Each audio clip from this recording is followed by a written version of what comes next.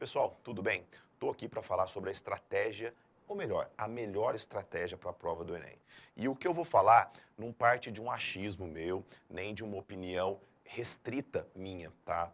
Faz parte de uma experiência longa com os meus alunos, nas escolas onde a gente toma conta e a gente acaba tendo um contato muito grande com os alunos e vai trocando experiências e pelas experiências a gente vai aprimorando cada vez mais para poder passar para vocês qual seria a melhor estratégia para a prova do Enem.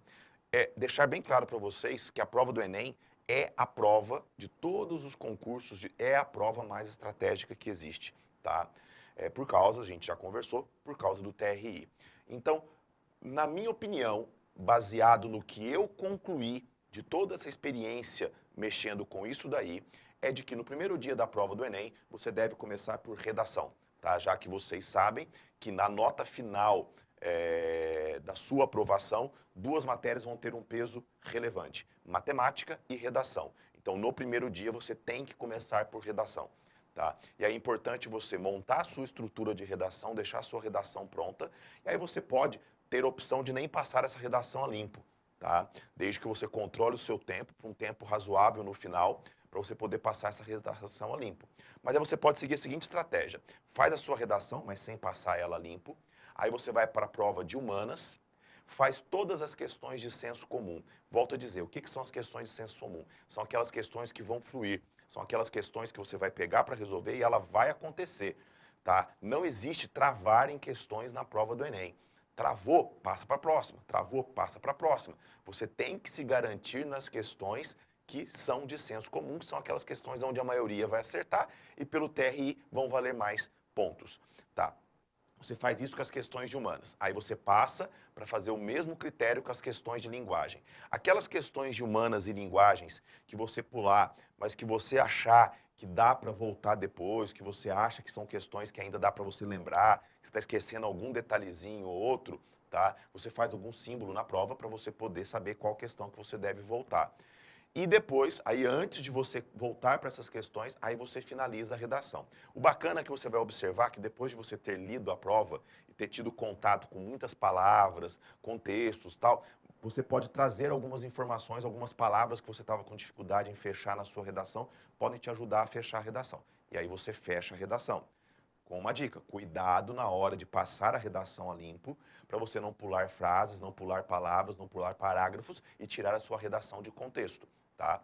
Feito isso, finalizada a redação, você vai ver o tempo que você tem ainda, você passa as questões que você já resolveu para o gabarito, tá? E aí você vai pegar agora aquelas questões que, se vier, é lucro, tá? São aquelas questões que, se você acertar, é lucro. Aí você vai resolvendo elas e já vai passando para o gabarito, até o tempo final que você tiver na prova, e aí você depois, sim, aí aquelas questões que você não fizer a mínima ideia de como resolver, aí sim você pode chutar, até porque essas questões, partindo do propósito que não serão questões de senso comum, tá? São as questões que vão valer menos. O que você não pode é correr o risco de ter que chutar as últimas questões da prova sem olhar elas e nelas ter questões de senso comum. Aí a sua nota com certeza vai cair.